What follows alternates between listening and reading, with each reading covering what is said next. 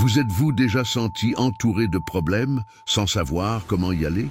L'histoire du prophète Élisée nous rappelle avec force que, même dans les moments les plus sombres, il existe un Dieu qui fait des miracles et transforme l'impossible en possible. Grâce à sa foi inébranlable et à sa connexion divine, Élisée a fait face à des défis qui semblaient insurmontables, apportant espoir, provision et protection. Aujourd'hui, cette histoire peut être votre réponse, vous montrant qu'avec Dieu, il y a toujours une solution à vos combats.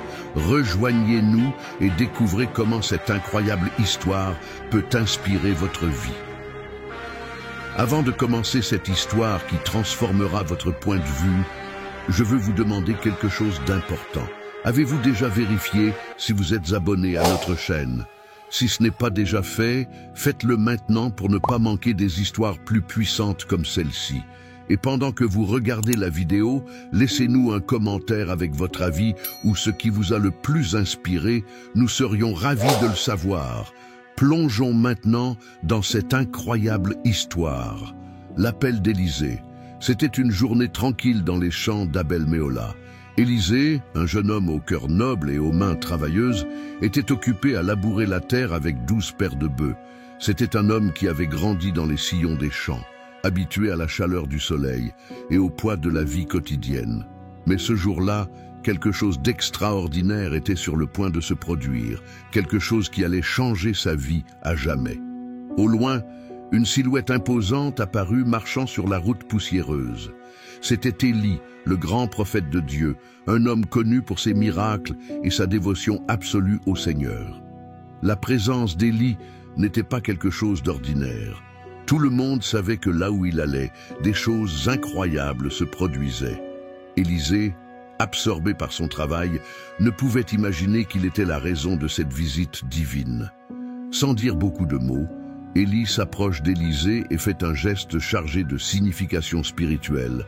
Il prend son manteau, symbole de son ministère et de son autorité prophétique, et le pose sur les épaules d'Élisée.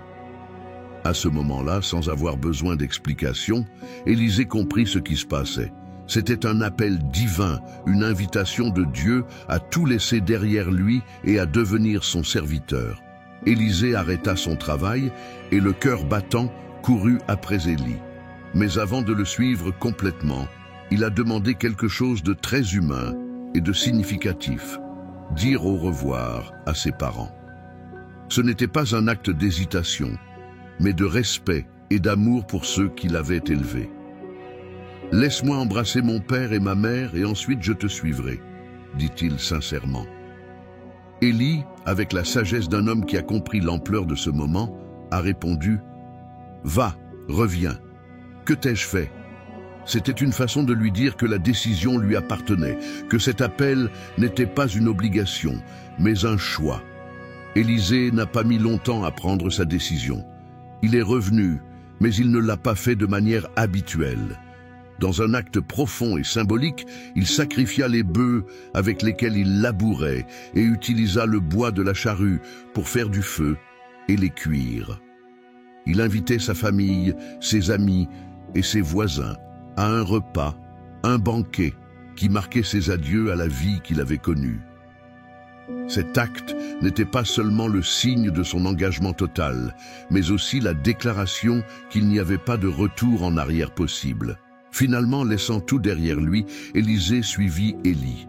Mais il ne l'a pas fait en quête de gloire ou de pouvoir, mais en tant qu'humble serviteur, désireux d'apprendre et de servir. Ce premier pas sur son chemin de prophète démontre l'obéissance d'Élisée et sa volonté d'accepter le dessein de Dieu dans sa vie. Cette histoire nous enseigne que lorsque Dieu appelle, il nous demande de lui faire entièrement confiance, laissant derrière nous nos sécurités terrestres. Élisée a répondu avec courage et générosité, et sa décision l'a amené à devenir l'un des plus grands prophètes de l'histoire biblique. Élisée, en tant que disciple d'Élie, après avoir accepté l'appel divin et dit au revoir à sa vie antérieure, Élisée a commencé sa nouvelle étape en tant que disciple du grand prophète Élie. À partir du moment où il a quitté les champs d'Abel-Méhola, Élisée est devenu non seulement un disciple, mais aussi un apprenant engagé, désireux d'observer, d'apprendre et de servir dans tout ce qu'Élie lui a enseigné. Leur relation n'était pas celle d'un simple enseignant et élève. C'était un lien profond entre un mentor expérimenté et un disciple fervent qui désirait servir Dieu de tout son cœur. Élie, un homme qui avait marché dans la présence de Dieu et vu sa puissance en action, prit Élisée sous sa protection. Élisée ne recherchait ni reconnaissance ni prestige. Son seul désir était d'apprendre de cet homme extraordinaire qui semblait être en connexion constante avec le céleste. En tant que disciple, Élisée accompagnait Élie partout, témoin à la fois de ses moments de gloire et de ses défis. L'un des aspects les plus remarquables de l'apprentissage d'Élisée était sa volonté de servir de la manière la plus élémentaire. Bien qu'il ait été appelé pour une grande mission, Élisée a commencé son voyage en accomplissant des tâches humbles, comme préparer la nourriture ou prendre soin des besoins quotidiens d'Élie. La Bible mentionne qu'Élisée a versé de l'eau dans les mains d'Élie, un acte simple mais significatif. Ce service reflétait non seulement son humilité, mais aussi sa reconnaissance du fait que le leadership spirituel commence par la volonté de servir. Pendant qu'ils voyageaient ensemble, Élisée observait chaque parole et chaque action d'Élie. Il a vu comment il a résisté aux dirigeants corrompus, comment il a intercédé auprès de Dieu dans les moments critiques, et comment il a entièrement fait confiance au Seigneur, même dans les circonstances les plus difficiles. Ces expériences ont non seulement renforcé la foi d'Élisée, mais lui ont également appris à dépendre de Dieu dans tous les aspects de sa vie et de son ministère. Élie, pour sa part, voyait du potentiel en Élisée. Il savait que ce jeune homme avait non seulement le désir de servir, mais aussi la capacité de porter le leadership spirituel à l'avenir.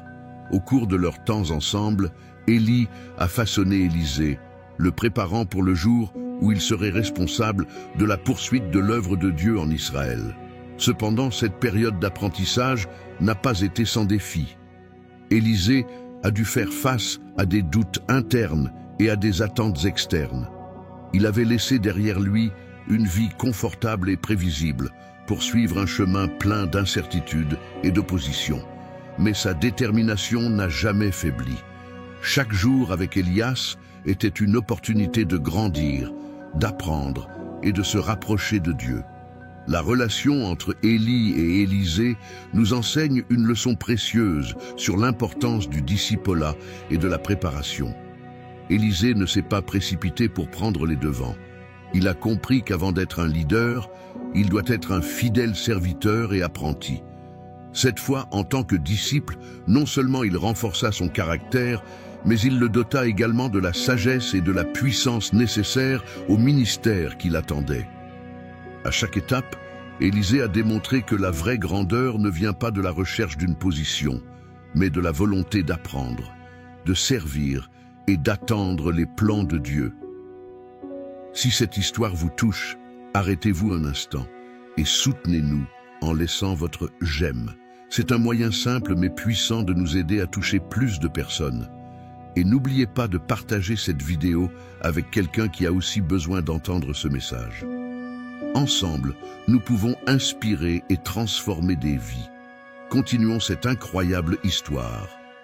L'ascension d'Élie au ciel.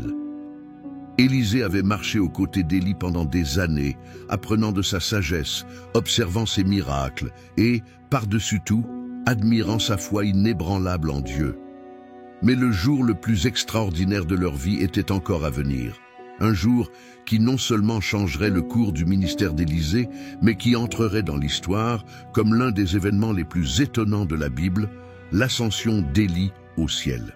Élie savait déjà que son temps sur terre touchait à sa fin. Dieu lui avait révélé qu'il serait bientôt amené en sa présence d'une manière unique et surnaturelle. Mais Élisée, qui avait été si proche de lui, semblait refuser d'accepter cette réalité. La journée a commencé comme les autres, mais il est vite devenu évident que ce ne serait pas une journée ordinaire. Pendant leur voyage, Élie testa la détermination d'Élisée en lui disant « Reste ici car l'Éternel m'a envoyé à Béthel. » Mais Élisée, le cœur plein de loyauté et d'amour pour son maître, répondit avec fermeté, « Tant que le Seigneur est vivant et tant que ton âme est vivante, je ne te quitterai pas. » Cette scène s'est répétée plusieurs fois, alors qu'il se déplaçait de Béthel à Jéricho, puis au Jourdain. À chaque fois, Élisée a clairement indiqué qu'il n'allait pas se séparer d'Élie, quoi qu'il arrive. Finalement, ils atteignirent le Jourdain, et c'est là que quelque chose d'incroyable se produisit. Élie prit son manteau, le plia et frappa les eaux. À la grande surprise d'Élisée, le fleuve se divisa en deux, et ils traversèrent les deux sur la terre ferme. Ce miracle a non seulement montré la puissance de Dieu dans la vie d'Élie, mais il a également confirmé qu'Élisée était témoin de quelque chose de divin et de transcendantal. Une fois qu'ils eurent traversé, Élie se tourna vers Élisée et lui dit, « Demande-moi ce que tu veux que je fasse pour toi avant que je te sois enlevé. » Élisée, sans hésitation, fit une demande audacieuse. « Je prie pour qu'une double portion de ton esprit soit sur moi. » Élie, surpris par l'ampleur de la demande, répondit que ce qu'il avait demandé était difficile, mais que s'il voyait quand la demande serait prise, alors il recevrait cette double portion. Soudain, alors qu'il marchait et parlait, quelque chose de spectaculaire s'est produit. Un char de feu avec des chevaux de feu apparut entre eux et les sépara. Avant qu'Élisée ait pu comprendre ce qu'il voyait, Élie a été emmené au ciel dans un tourbillon. La scène était si choquante qu'Élisée cria de toutes ses forces, « Mon père, char d'Israël et ses cavaliers !» Mais Élie avait déjà disparu dans les hauteurs, se dirigeant vers le ciel. Élisée, rempli d'émerveillement et de tristesse face au départ de son mentor, reprit le manteau qui était tombé des mains d'Élie.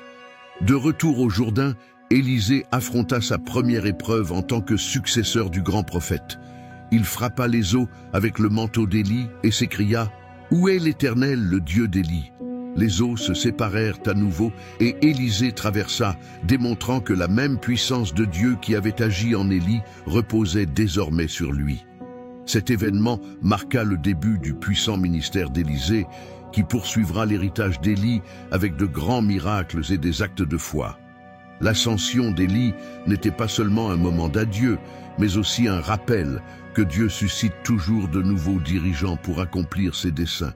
L'impact de cette journée a non seulement transformé la vie d'Élisée, mais continue d'inspirer des générations entières à faire confiance à la puissance de Dieu et à sa souveraineté.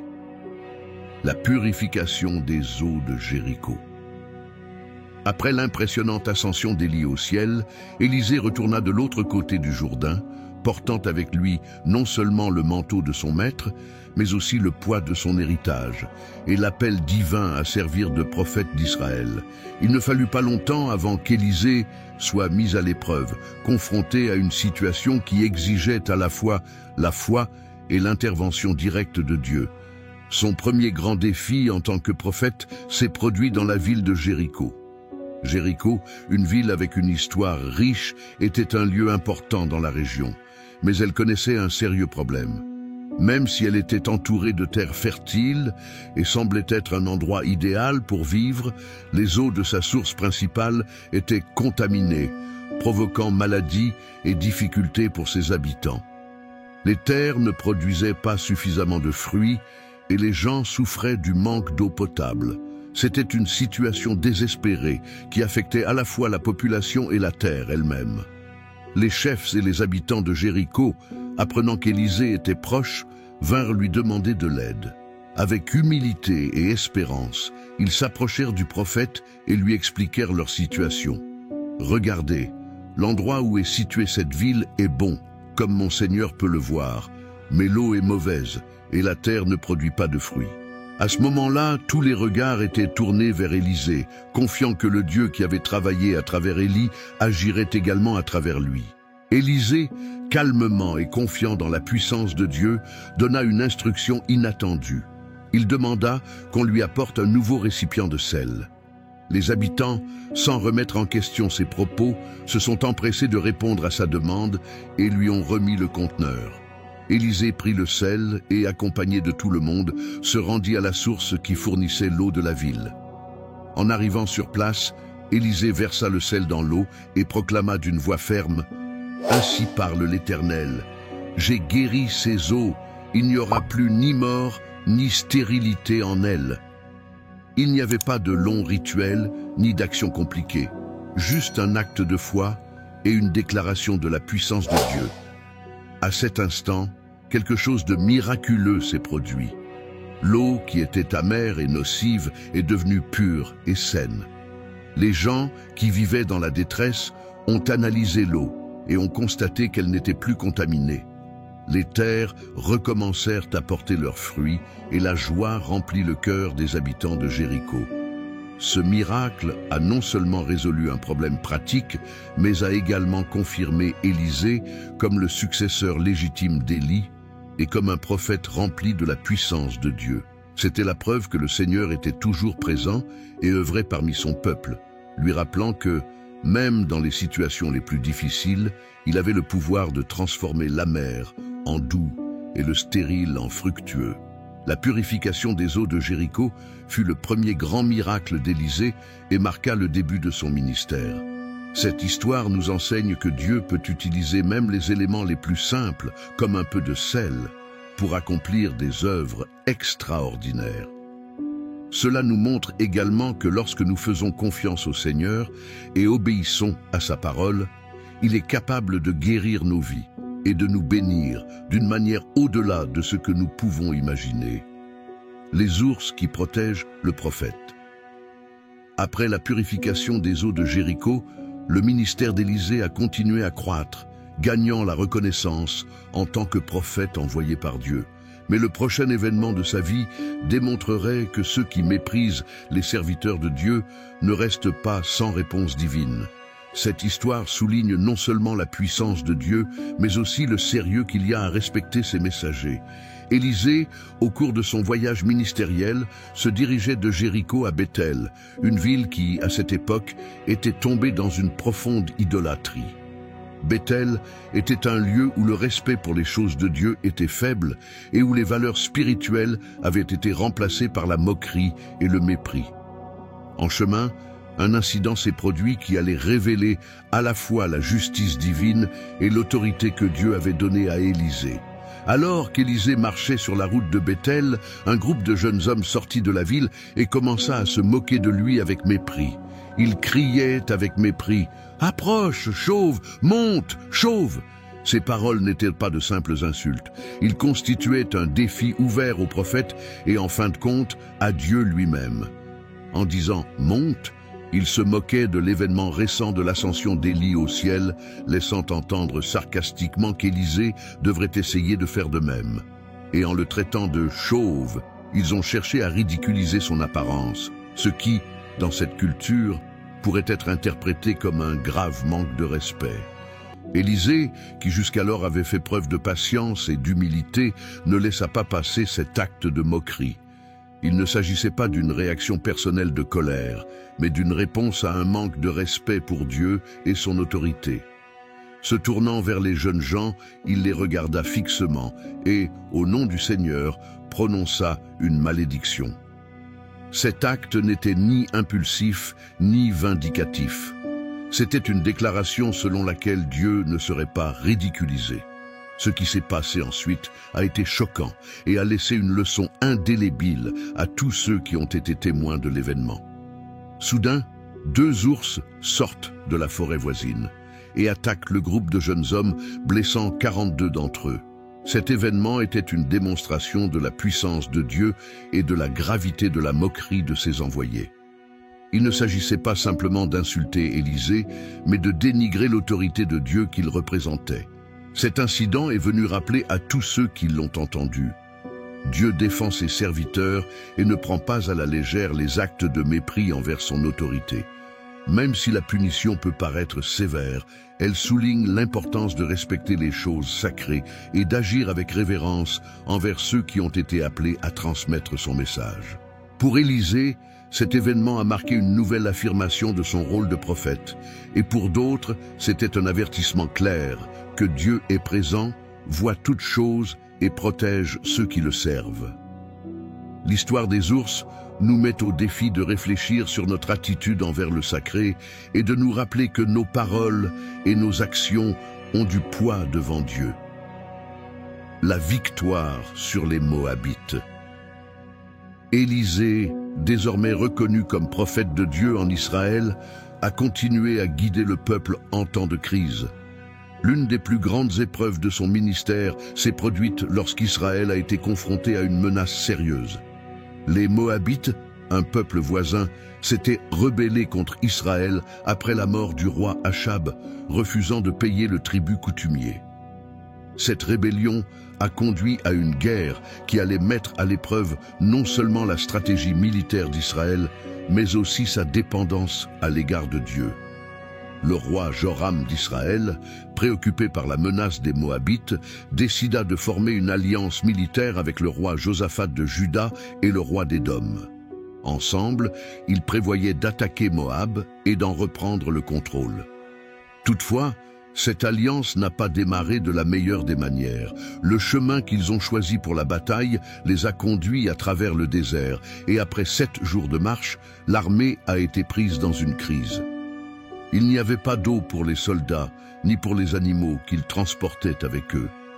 Le découragement commença à se répandre parmi les troupes. Le roi Joram, dans un moment de désespoir, exprima sa crainte que Dieu ne les ait rassemblés pour les livrer entre les mains des Moabites. Mais le roi Josaphat, plus sage et plus pieux, proposa de demander conseil à un prophète du Seigneur. Il savait que dans les moments difficiles, le seul véritable espoir était de chercher Dieu. C'est alors que quelqu'un a mentionné qu'Élisée, le successeur d'Élie, était parmi eux.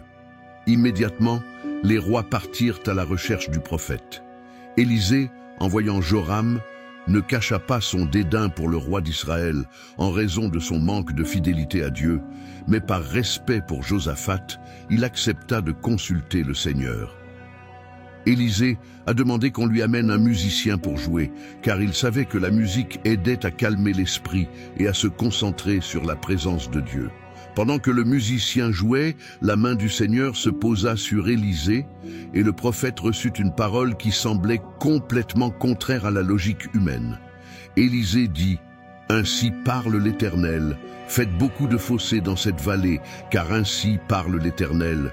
Vous ne verrez ni vent ni pluie, mais cette vallée sera remplie d'eau, et vous, vos bêtes et vos troupeaux boirez. » En outre, il a ajouté que la victoire sur Moab serait remise entre leurs mains comme un acte de la puissance de Dieu.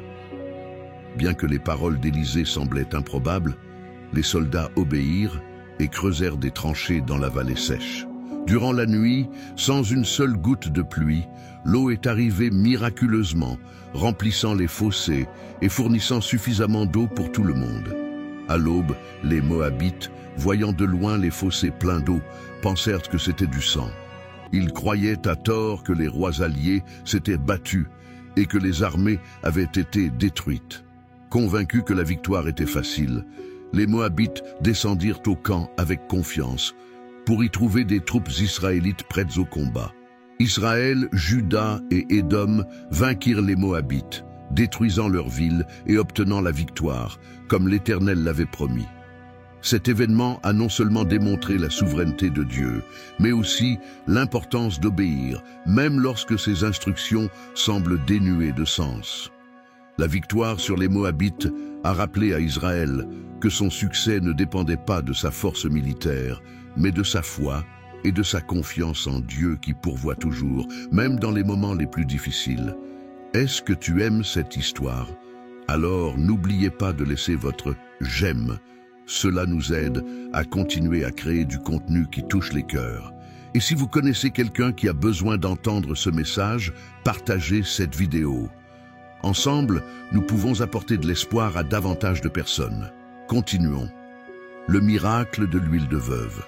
Élisée, connu pour son lien profond avec Dieu et sa compassion envers ceux qui en avaient besoin, était toujours attentif aux difficultés des gens. Un jour, alors qu'il poursuivait son ministère, une femme désespérée vint lui demander de l'aide. Elle était veuve et son histoire reflétait l'angoisse de quelqu'un qui avait perdu non seulement son mari, mais aussi la stabilité de son foyer. La veuve expliqua à Élisée que son mari avait été un fidèle serviteur du Seigneur, mais qu'avant sa mort, il avait laissé des dettes qu'elle ne pouvait pas payer. Or, les créanciers étaient venus réclamer leur paiement et, comme ils n'avaient pas d'argent, ils menaçaient de prendre ses 2 enfants comme esclaves pour payer la dette. Sa voix tremblait lorsqu'elle racontait sa situation et les larmes dans ses yeux montraient le poids de son désespoir. Élisée, ému par la compassion, lui posa une question simple mais pertinente. « Que puis-je faire pour toi? Dis-moi, qu'est-ce que tu as à la maison ?» La femme, consciente de sa pauvreté, répond humblement « Votre servante n'a rien chez elle, seulement un pot d'huile. » Le prophète, doté d'une sagesse divine, lui a donné une instruction qui ne semblait pas avoir de sens d'un point de vue humain. Il lui dit « Va demander des vases vides à tous tes voisins, n'en demande pas quelques-uns. Ensuite, rentrez chez vous avec vos enfants, fermez la porte et versez votre huile dans tous ces récipients. Quand on est plein, mettez-le de côté. » Bien que l'instruction paraisse étrange, la veuve obéit sans hésitation. Il rassembla ses enfants et, avec foi, commença à demander des pots à ses voisins. Les uns après les autres, ses voisins lui prêtent des récipients vides, jusqu'à ce qu'il récupère une somme importante. Puis il ferma la porte de sa maison et, avec ses enfants, commença à suivre les instructions d'Élisée. Avec le premier récipient devant elle, la femme prit sa petite cruche d'huile et commença à la verser. À sa grande surprise, le pétrole ne s'est pas épuisé. Il remplit le premier pot, puis le deuxième, le troisième, et ainsi de suite. Chaque fois qu'une marmite était pleine, ses fils la mettaient de côté et en apportaient une autre. La petite cruche continuait à verser de l'huile, comme si elle contenait une source inépuisable. Le processus s'est poursuivi jusqu'à ce qu'il ne reste plus un seul récipient vide. Puis l'huile a cessé de couler. La veuve, le cœur plein de gratitude et d'émerveillement, courut raconter à Élisée ce qui s'était passé. Le prophète lui dit « Va, vends l'huile, paie ta dette, et toi et tes enfants vivrez du reste. » Ce miracle a non seulement résolu la crise immédiate de la veuve, mais a également assuré le bien-être futur de sa famille. C'était un rappel puissant que Dieu est un pourvoyeur, capable de multiplier même les plus petites choses lorsque nous agissons avec obéissance et foi. L'histoire de la veuve et de l'huile nous enseigne que même si nos mains sont vides, lorsque nous mettons notre confiance en Dieu, il peut transformer le peu que nous avons en une abondance qui dépasse nos attentes. La résurrection du fils de la Sunamite. Sur son chemin en tant que prophète de Dieu, Élisée a rencontré de nombreuses personnes, mais l'une des histoires les plus émouvantes de son ministère s'est produite avec une femme de Sunem, connue dans la Bible sous le nom de Shunamite. C'était une femme riche et hospitalière qui, avec son mari, ouvrait les portes de leur maison pour accueillir le prophète à chaque passage dans la région. Dès le début, la femme Sunamite a fait preuve d'une générosité exceptionnelle. Constatant qu'Élisée passait fréquemment par Shunem, elle suggéra à son mari de construire une petite pièce sur le toit de leur maison. Ils l'ont meublée d'un lit, d'une table, d'une chaise et d'un chandelier, afin que le prophète puisse se reposer lors de son passage. Cet acte d'hospitalité n'est pas passé inaperçu auprès d'Élisée, qui a cherché avec gratitude un moyen de récompenser la femme pour sa gentillesse. Un jour, Élisée appela la Sunamite et lui demanda ce qu'il pouvait faire pour elle. Y avait-il quelque chose dont j'avais besoin? Voulait-il que je parle en son nom au roi ou au commandant de l'armée?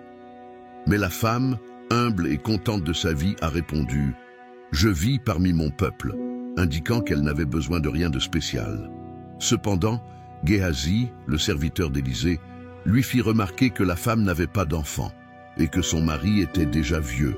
Alors Élisée, inspiré par Dieu, lui fit une promesse. « L'année prochaine, à cette époque-là, tu embrasseras un fils. » La Sunamite, incrédule mais pleine d'espoir, répondit « Non, mon Seigneur, homme de Dieu, ne trompez pas votre serviteur. » Mais comme l'avait dit Élisée, l'année suivante, la femme donna naissance à un fils, accomplissant ainsi la parole prophétique. Les années ont passé et le garçon est devenu fort et en bonne santé. Mais un jour, alors qu'il était au champ avec son père, le garçon commença à se plaindre d'un violent mal de tête. Le père inquiet ordonna qu'il soit emmené immédiatement chez sa mère. La femme sunamite tenait son fils dans ses bras, mais tragiquement, l'enfant mourut à midi.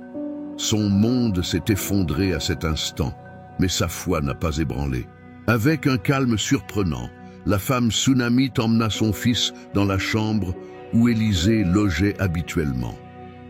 Il le plaça sur le lit du prophète, ferma la porte et partit.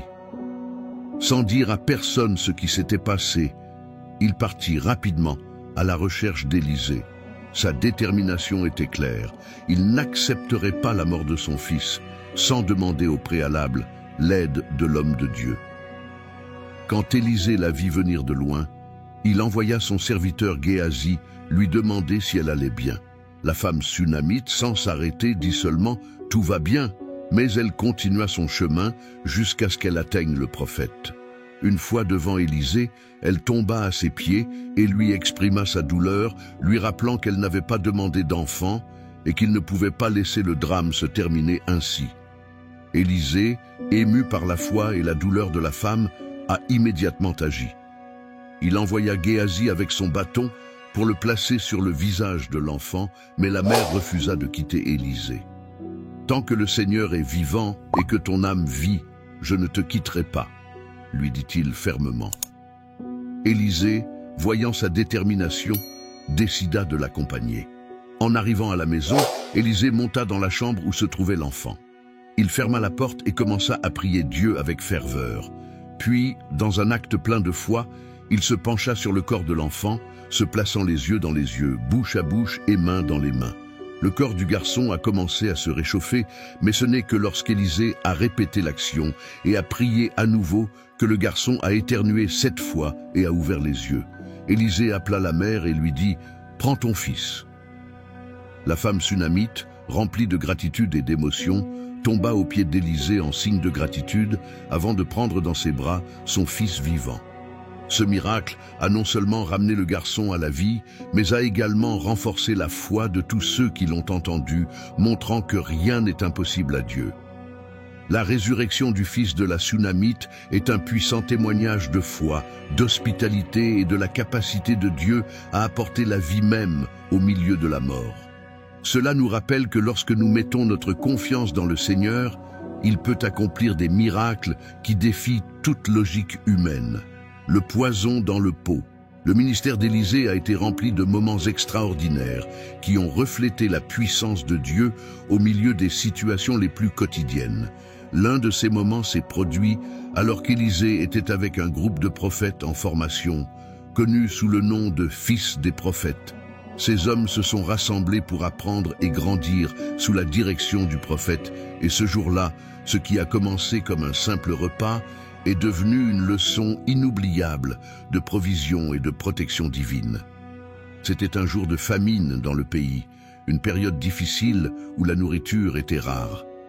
Les fils des prophètes étaient rassemblés dans une maison et Élisée, toujours attentif aux besoins des autres, ordonna à son serviteur de préparer un ragoût pour nourrir tout le monde. Alors qu'un des hommes partait dans les champs à la recherche d'ingrédients, il trouva une plante sauvage qu'il ne reconnaissait pas complètement. Ses fruits, quelques citrouilles, semblaient comestibles. Alors il en cueillit beaucoup et les apporta à l'endroit où il cuisinait. Ne sachant pas que les citrouilles étaient toxiques, ils les coupèrent en morceaux et les ajoutèrent au ragoût. À mesure que la nourriture bouillait, l'arôme remplissait l'endroit et les hommes affamés attendaient avec impatience. Finalement, les portions furent servies et tout le monde commença à manger. Mais quelque chose n'allait pas. Dès qu'ils goûtèrent le ragoût, ils ressentirent un goût étrange et se mirent à crier « Homme de Dieu, il y a la mort dans la marmite !» La panique s'est emparée des lieux. Tout le monde savait qu'ils avaient ingéré quelque chose de toxique et que leur vie était en danger. Au milieu de la confusion, ils recherchèrent Élisée, l'homme dont ils savaient qu'il pouvait intercéder auprès de Dieu en leur faveur. Élisée, serein et confiant dans la puissance du Seigneur, agit immédiatement. Il demanda qu'on lui apporte de la farine, ingrédient courant et apparemment insignifiant. Cependant, Élisée ne faisait pas confiance à la farine elle-même, mais plutôt au Dieu qui pouvait utiliser n'importe quoi pour accomplir un miracle. Il prit la farine et la jeta dans la marmite en déclarant avec autorité « Servez le peuple et mangez ». Les hommes, bien qu'encore quelque peu inquiets, faisaient confiance à la parole d'Élisée. Ils servirent à nouveau le ragoût et cette fois, le poison avait disparu. La nourriture était totalement sûre et ils pouvaient manger à leur faim sans aucun problème. Cet acte les a non seulement sauvés de la mort, mais a également renforcé leur foi en Dieu qui pourvoit et protège même dans les circonstances les plus inattendues. Cette histoire, en apparence simple, nous rappelle que Dieu est présent même dans les moindres détails de notre vie. Il est capable de transformer ce qui semble être la mort en vie et d'utiliser l'ordinaire pour réaliser l'extraordinaire. Le miracle du poison dans le pot nous enseigne que lorsque nous faisons confiance à Dieu, il peut prendre n'importe quelle situation, aussi dangereuse ou compliquée qu'elle puisse paraître, et apporter le salut et l'espoir. Si cette histoire vous touche, arrêtez-vous un instant et soutenez-nous en laissant votre « j'aime ». C'est un moyen simple mais puissant de nous aider à toucher plus de personnes. Et n'oubliez pas de partager cette vidéo avec quelqu'un qui a aussi besoin d'entendre ce message. Ensemble, nous pouvons inspirer et transformer des vies. Continuons cette incroyable histoire. La multiplication des pains. À une autre occasion, pendant le ministère d'Élisée, un miracle s'est produit qui, bien qu'apparemment simple, montrait la générosité et la puissance de Dieu pour répondre aux besoins de son peuple. Cet événement a eu lieu à une époque de pénurie, lorsque les ressources étaient limitées et que la famine menaçait. C'est dans ce contexte que Dieu, à travers Élisée, a démontré que ses réserves ne s'épuisent jamais. Un jour, un homme arriva de la région de Baal-Salissa, portant avec lui une offrande pour le prophète. Il apporta 20 pains d'orge et quelques épis frais, un cadeau humble mais significatif, car en période de faim, toute nourriture était un trésor.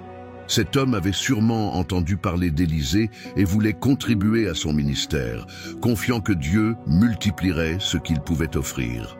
Élisée reçut l'offrande et, avec une confiance inébranlable dans le Seigneur, donna une instruction surprenante à son serviteur. « Donnez-la au peuple pour qu'il mange. » Le serviteur perplexe regarda le petit tas de pain et les épis et exprima son doute. « Comment puis-je présenter cela devant 100 hommes ?» D'un point de vue humain, ce dont il disposait était insuffisant pour nourrir autant de personnes. Mais Élisée, plein de foi, répéta « Donnez-le au peuple afin qu'il mange, car ainsi parle l'Éternel. Ils mangeront et il en restera. » Docilement, bien que toujours déconcerté, le serviteur commença à distribuer les pains et les épis de blé. Alors que les hommes prenaient leur part, quelque chose d'extraordinaire se produisit. Le pain et les céréales semblaient ne jamais manquer. L'un après l'autre, chacun recevait sa part, et la nourriture était suffisante pour tout le monde. Non seulement ils étaient satisfaits, mais, comme Élisée l'avait dit, il restait de la nourriture à la fin. Ce miracle a non seulement rempli l'estomac de ces hommes, mais a également renforcé leur foi dans le Dieu qui pourvoit. C'était un puissant rappel que lorsque nous remettons le peu que nous avons entre les mains de Dieu, il peut le multiplier d'une manière qui dépasse nos attentes. Le pain d'orge, qui à l'époque était considéré comme un aliment humble, est devenu un symbole de la manière dont Dieu utilise l'ordinaire pour accomplir l'extraordinaire. La multiplication des pains par Élisée nous enseigne une leçon précieuse. Nous ne devons pas sous-estimer l'impact de nos offrandes, aussi petites soient-elles. Entre les mains de Dieu, ce que nous donnons avec foi peut être multiplié pour en bénir beaucoup. Cette histoire souligne également le caractère généreux de Dieu, qui pourvoit toujours à son peuple et démontre que dans son royaume, il n'y a jamais de pénurie. La guérison de Naaman. Au jour d'Élisée, un homme nommé Naaman se trouvait dans une situation désespérée. Naaman était un commandant de l'armée du roi de Syrie, un homme courageux, respecté et couronné de succès dans ses campagnes militaires. Cependant, malgré sa position d'honneur, Naaman fait face à un ennemi qu'il ne peut vaincre ni avec son épée ni avec ses stratégies, la lèpre. À cette époque, la lèpre n'était pas seulement une maladie physique dévastatrice, mais aussi un fardeau social et émotionnel.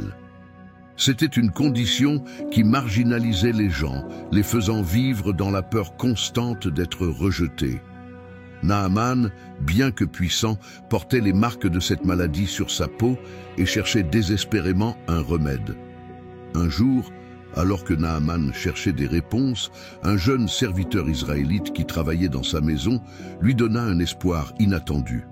Cette jeune femme, qui avait été capturée lors d'un raid en Israël, parla hardiment à la femme de Naaman et dit « Si mon Seigneur était avec le prophète qui est à Samarie, il le guérirait de sa lèpre. » Ces mots ont éveillé une étincelle d'espoir dans le cœur de Naaman. Avec la permission du roi de Syrie, Naaman prépare un voyage en Israël, apportant avec lui des richesses et des cadeaux à offrir au prophète.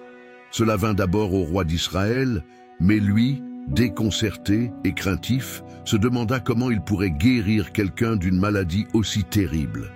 C'est alors qu'Élisée, le prophète de Dieu, intervient et demande qu'on lui amène Naaman. Lorsque Naaman arrive chez Élisée, il s'attendait à être reçu en grande pompe et à ce que le prophète accomplisse un grand acte. Cependant, Élisée n'est même pas sorti pour le rencontrer. Au lieu de cela, il a envoyé un messager avec un message simple mais profond. « Va te laver 7 fois dans le Jourdain et ta chair sera restaurée et tu seras pur. » Cette instruction surprit et irrita Naaman. C'était un homme habitué au respect et à l'honneur, et il se sentait insulté par l'apparente indifférence d'Élisée. De plus, il ne comprenait pas pourquoi il devait se baigner dans le Jourdain, un fleuve qu'il considérait comme inférieur aux grands fleuves de Syrie, comme l'Abana et le Pharphar. Dans son orgueil, Naaman a failli rentrer chez lui sans suivre les instructions du prophète. Cependant, ses serviteurs, avec sagesse et humilité, s'approchèrent et lui dirent « Mon père, si le prophète t'avait ordonné de faire quelque chose de grand, ne l'aurais-tu pas fait? Combien plus encore quand il vous dit seulement « Lavez-vous et vous serez purs ». Ces paroles firent réfléchir Naaman, qui se décida finalement à obéir. Naaman descendit jusqu'au Jourdain. À chaque plongée, son cœur était sûrement rempli de doutes, mais aussi d'espoir. 1 fois, 2 fois, 3 fois, jusqu'à ce que finalement, lors de la 7e plongée, quelque chose d'extraordinaire se produise. Lorsqu'il sortait de l'eau, sa peau était parfaitement propre, comme celle d'un enfant. La lèpre avait disparu. Rempli de gratitude, Naaman retourna vers Élisée, non seulement pour le remercier, mais aussi pour reconnaître le Dieu d'Israël comme le seul vrai Dieu. Bien qu'Élisée ait rejeté les cadeaux offerts par Naaman, le miracle a transformé la vie du commandant syrien, non seulement physiquement, mais aussi spirituellement. Naaman retourne dans son pays, mais son cœur n'est plus le même. La guérison de Naaman nous rappelle que l'obéissance à Dieu, même si elle semble simple ou insignifiante, peut ouvrir la porte à des miracles extraordinaires. Cela nous enseigne également que la puissance de Dieu n'est pas limitée par les frontières humaines ou par nos attentes. Il peut agir n'importe où, n'importe quand, et sur quiconque fait confiance à sa parole. Le péché de Géasi. Dans le ministère d'Élisée, il n'y a pas eu seulement des miracles et des actes de foi, mais aussi des moments où le cœur humain a été mis à l'épreuve. L'un des épisodes les plus choquants liés à Élisée concerne Géasi, son serviteur, et comment la cupidité a conduit cet homme à commettre un péché qui allait changer sa vie pour toujours. Tout a commencé après le miracle de la guérison de Naaman, le commandant syrien qui a été purifié de sa lèpre après s'être baigné 7 fois dans le Jourdain, selon les instructions d'Élisée. Naaman, plein de gratitude, offrit à Élisée de riches cadeaux en signe de sa gratitude. Il apporta avec lui de l'or, de l'argent et des vêtements luxueux, un trésor considérable pour l'époque. Cependant, Élisée, agissant par obéissance à Dieu, a rejeté tous les dons. Pour lui, le miracle avait été une œuvre divine et ne devait être associé à aucune sorte de récompense terrestre. Naaman accepta la décision d'Élisée et retourna dans son pays, mais Géhazi, le serviteur du prophète, ne pouvait ni comprendre ni accepter ce qui venait de se passer. Dans son esprit, il pensait qu'il était injuste de laisser partir un homme aussi riche que Naaman sans renoncer à une partie de sa fortune, surtout après avoir reçu un si grand miracle. La cupidité a commencé à s'emparer de son cœur et Géhazi a décidé d'agir de son propre chef. Sans le dire à Élisée, Géhazi courut après le char de Naaman. Lorsqu'il l'a atteint, Naaman s'est immédiatement arrêté et lui a demandé si tout allait bien. Alors Géhazi a menti de manière flagrante. Il lui dit qu'Élisée avait changé d'avis et que 2 jeunes prophètes qui venaient d'arriver avaient besoin d'aide. Il demanda, au nom d'Élisée, un talent d'argent et 2 vêtements. Naaman, généreux et reconnaissant, non seulement accepta, mais insista pour lui donner le double de ce qu'il avait demandé. Il envoya ses serviteurs porter l'argent et les vêtements, et Géhazi les emmena dans un endroit où il les cacha, avant de retourner auprès d'Élisée.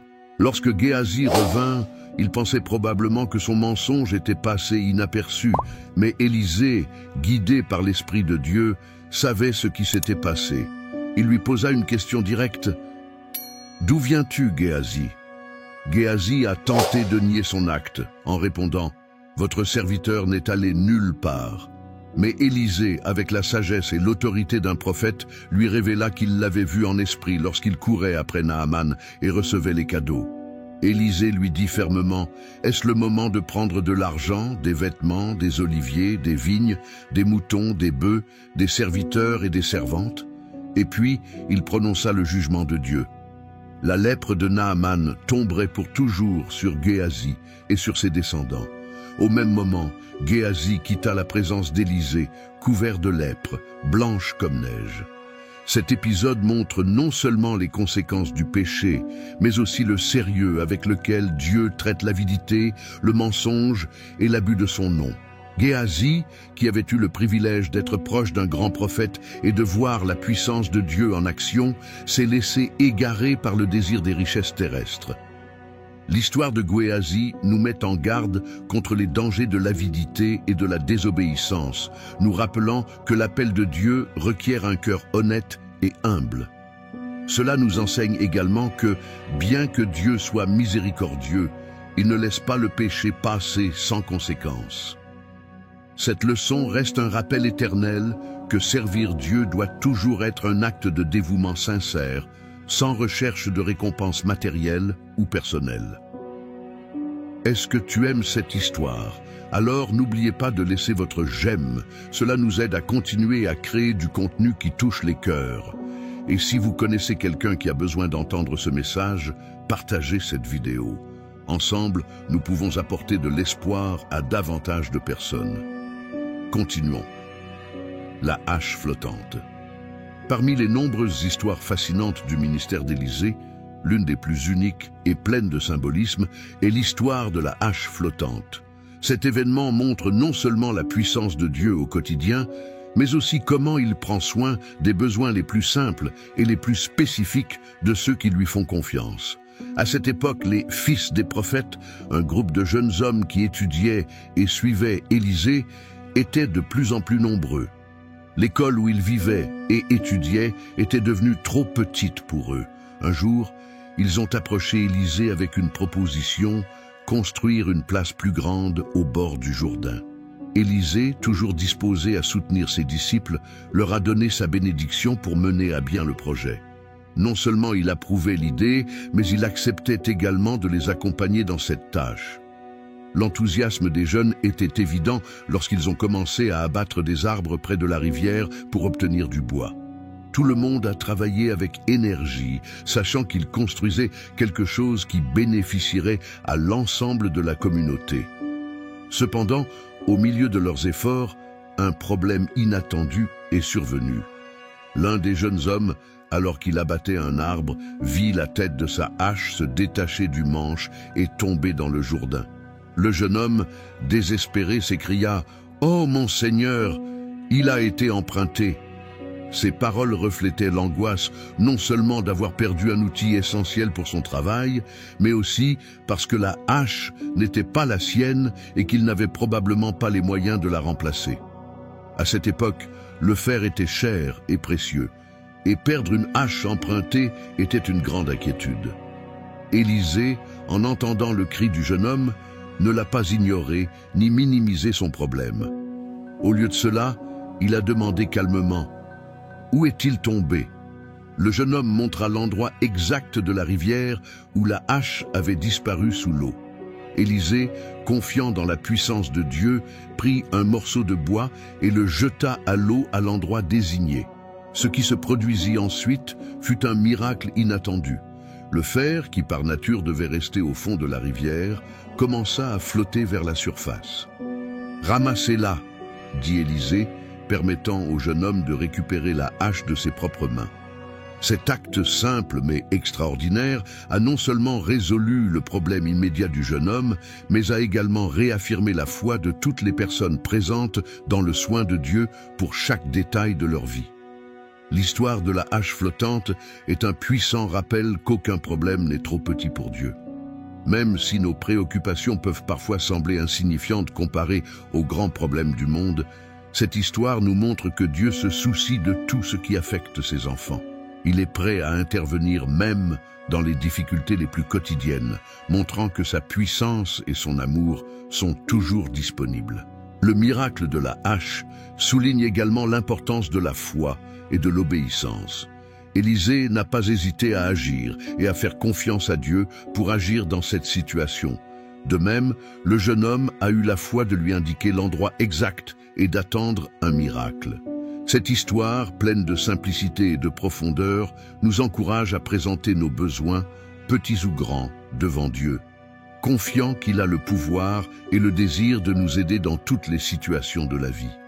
La vision des armées célestes. Dans l'une des histoires les plus passionnantes du ministère d'Élisée, le prophète nous révèle une vérité profonde sur la protection divine et la puissance de Dieu qui opère d'une manière que nos yeux humains ne peuvent pas toujours voir. Cette histoire nous emmène à un moment de crise où la peur humaine rencontre une foi inébranlable en Dieu Tout-Puissant. Tout a commencé lorsque le roi de Syrie, enragé par la frustration constante de ses plans contre Israël, a découvert qu'Élisée révélait au roi d'Israël chaque mouvement stratégique qu'il prévoyait. Élisée, grâce à une connexion divine avec Dieu, avertissait Israël chaque fois que la Syrie prévoyait une attaque, contrecarrant ainsi les efforts de l'ennemi. La situation était si surprenante que le roi de Syrie soupçonna la présence d'un espion dans son camp. Mais ses propres officiers lui expliquèrent: « Non, mon seigneur le roi, Élisée, le prophète qui est en Israël, dit au roi d'Israël les paroles que tu dis dans ta chambre la plus secrète. » Enragé et déterminé à capturer Élisée, le roi de Syrie envoya une grande armée avec des chevaux et des chars pour encercler la ville de Dothan, où résidait Élisée. Pendant la nuit, l'armée ennemie avança et encercla la ville, se préparant à ce qui semblait être une capture inévitable du prophète. À l'aube, le serviteur d'Élisée sortit et vit un spectacle terrifiant. La ville était complètement encerclée par une armée ennemie. Terrifié, il courut vers Élisée et s'écria: « Oh mon Seigneur, que ferons-nous » Sa peur était compréhensible. D'un point de vue humain, la situation semblait désespérée. Ils étaient encerclés, en infériorité numérique et sans aucune chance apparente de s'échapper. Mais Élisée, avec un calme impressionnant qui ne pouvait venir que de sa profonde foi en Dieu, répondit avec des paroles qui allaient changer à jamais la perspective de son serviteur. « N'aie pas peur, car ceux qui sont avec nous sont plus nombreux que ceux qui sont avec eux. » Le serviteur, ne comprenant toujours pas, se demandait sûrement à qui faisait allusion Élisée. De son point de vue, aucun renfort, aucune armée alliée ne pouvait lui venir en aide. C'est alors qu'Élisée a prié: « Seigneur, je prie pour que tu lui ouvres les yeux afin qu'il puisse voir. » Et Dieu répondit à la prière d'Élisée. Soudain, les yeux spirituels du serviteur s'ouvrirent et ce qu'il vit lui coupa le souffle. La montagne entourant la ville était remplie de chevaux et de chars de feu, l'armée céleste de Dieu. C'était un spectacle de puissance divine, un rappel visible que le Seigneur était avec eux et que sa protection était bien plus grande que n'importe quelle menace humaine. Élisée, confiant dans la victoire divine, ne s'arrête pas là. Il a prié à nouveau, mais cette fois, il a demandé que le Seigneur aveugle l'armée syrienne. Dieu a répondu à leur prière, et les soldats ennemis ont été temporairement incapables de voir. Élisée, avec audace et sagesse, s'approcha d'eux et leur dit qu'il les guiderait vers l'homme qu'ils cherchaient. Au lieu de les conduire vers lui, il les conduisit directement au centre de Samarie, la capitale d'Israël.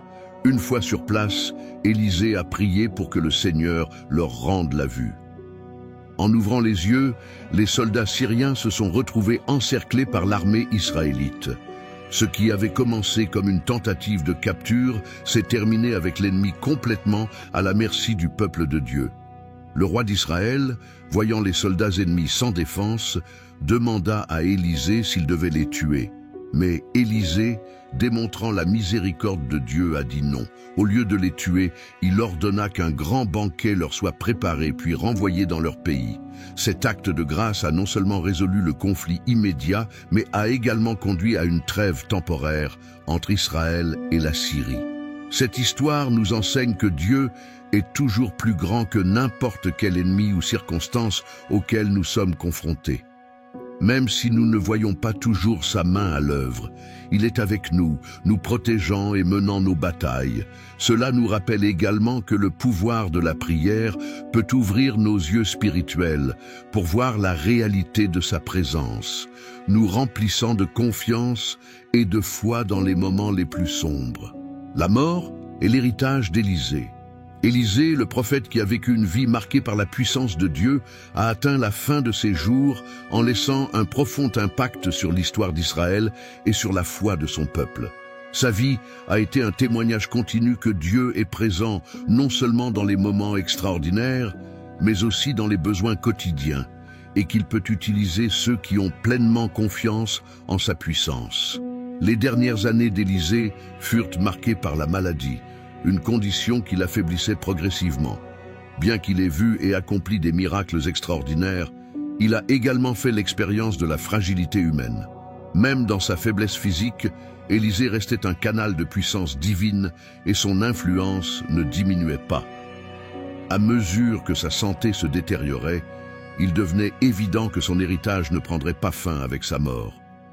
Alors qu'il était en phase terminale, le roi d'Israël, Joas, vint lui rendre visite. Le roi était profondément affligé par le départ imminent du prophète, car il savait qu'Élisée avait été un puissant défenseur d'Israël, à la fois spirituellement et en période de crise militaire.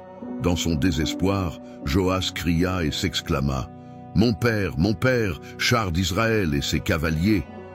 Ces paroles reflétaient la reconnaissance du rôle d'Élisée en tant que véritable protecteur de la nation, plus puissant que n'importe quelle armée terrestre.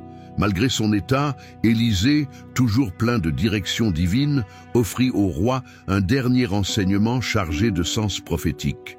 Il lui demanda de prendre un arc et des flèches, et tandis que Joas obéissait, Élisée posa ses mains sur celles du roi, un acte symbolique indiquant que la puissance de Dieu serait avec lui. Élisée lui ordonna d'ouvrir la fenêtre face à l'est et de tirer une flèche. Ce faisant, Élisée déclara « Une flèche de salut de la part de l'Éternel et une flèche de salut contre la Syrie, car vous frapperez les Syriens à Aphek jusqu'à les consumer. » Élisée ordonna alors à Joas de prendre les flèches restantes et de toucher le sol avec elles.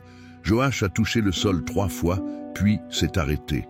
Élisée, déçu, lui dit qu'il aurait dû frapper plusieurs fois, puisque chaque coup représentait une victoire sur la Syrie.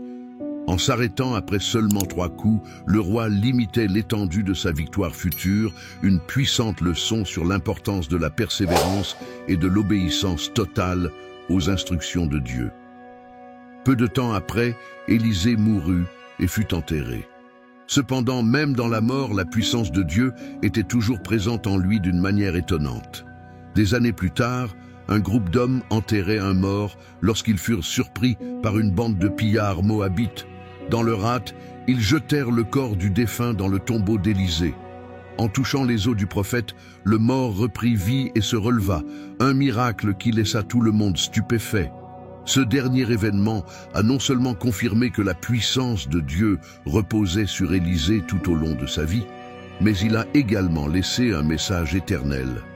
L'impact d'une vie consacrée à Dieu transcende même la mort.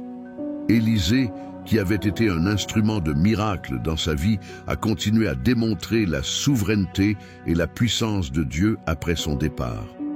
L'héritage d'Élisée nous rappelle que Dieu peut utiliser n'importe qui pour accomplir ses desseins, à condition que cette personne soit prête à lui obéir et à lui faire confiance. Sa vie nous incite à rechercher une relation profonde avec Dieu, à vivre dans la foi et à nous souvenir de cela. L'impact de nos actions de foi peut résonner au-delà de notre propre existence. Si cette histoire vous a inspiré, ne partez pas sans laisser votre « j'aime ». C'est une façon de soutenir ce message et de nous aider à toucher plus de personnes. Et n'oubliez pas que partager cette vidéo pourrait être le début d'une transformation dans la vie de quelqu'un d'autre.